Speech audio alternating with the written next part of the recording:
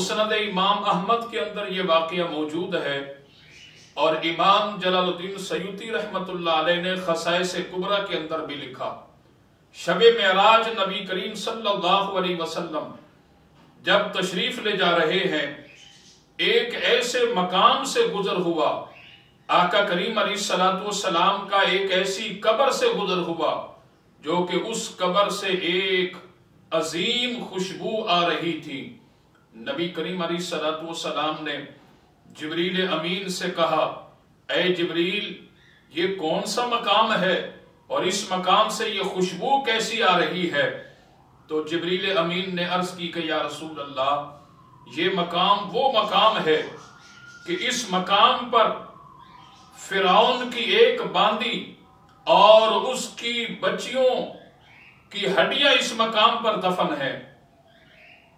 تو جبریل امین نے وہ سارا واقعہ آقا کریم علیہ السلام کی بارگاہ عالیہ میں بیان کیا کہ فرعون کی وہ باندی، فرعون کی وہ خادمہ ایک مرتبہ فرعون کی بیٹی کے سر کے اندر کنگھی کر رہی تھی، اور کنگھی مارتے مارتے وہ کنگھی محترم حضرات زمین پر گر جاتی ہے۔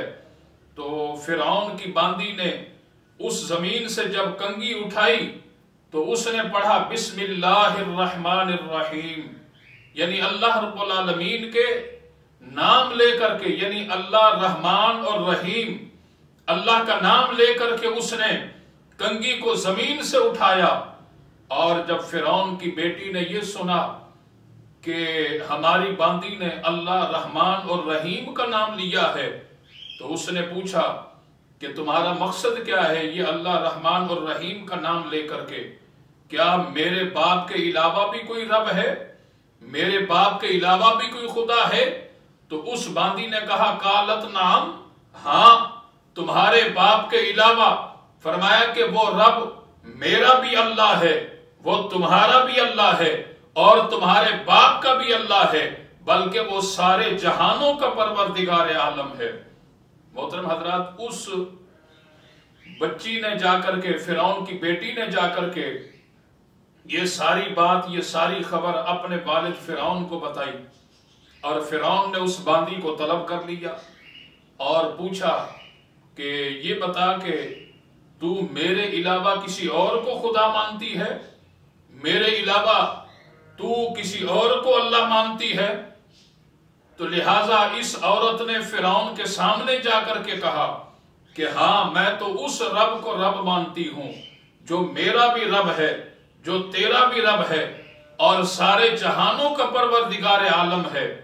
تو فرعون نے غصے میں آ کر کے تیل گرم کروایا، اور تیل گرم کروانے کے بعد فرعون کہنے لگا کہ دیکھو یہ تیل گرم ہو چکا ہے، اور اگر تو مجھے خدا نہیں مانے گی تو میں تجھے اس کھولتے ہوئے تیل کے اندر ڈال کر کے ہلاک کر دوں گا۔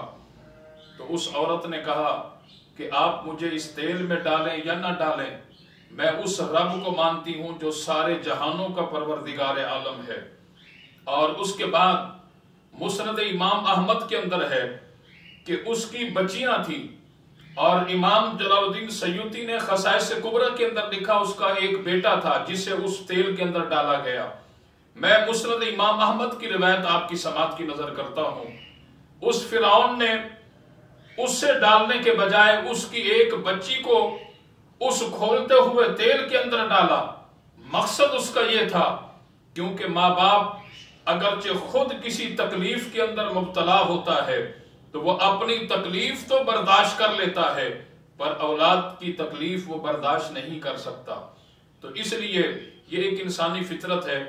تو فرعون نے اس کی بچی کو لے کر کے اس کھولتے ہوئے تیل کے اندر ڈالا۔ جیسے ہی تیل کے اندر ڈالا اس کا گوشت الگ اور ہڈیاں الگ ہو گئی، وہ بچی ہلاک ہو گئی، اس کا انتقال ہو گیا۔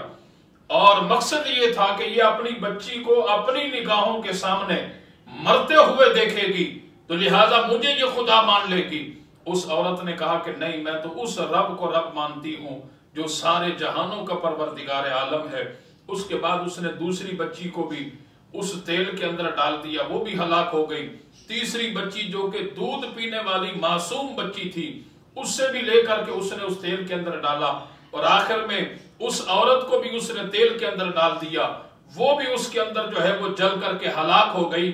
یا رسول اللہ یہ وہ مقام ہے، کیونکہ اس عورت نے یہ کہا تھا فرعون سے کہ میری اور میری بچیوں کی ہڈیوں کو ایک ہی مقام پر دفن کیا جائے، تو لہٰذا جبریل نے عرض کی کہ یا رسول اللہ یہ وہ مقام ہے جہاں فرعون کی وہ باندی اور اس کی بچیوں کی ہڈیوں کو یہاں دفن کیا گیا، لہٰذا اس مقام سے فرمایا کہ یہ وہ مقام ہے جس سے جو ہے وہ خوشبو آ رہی ہے۔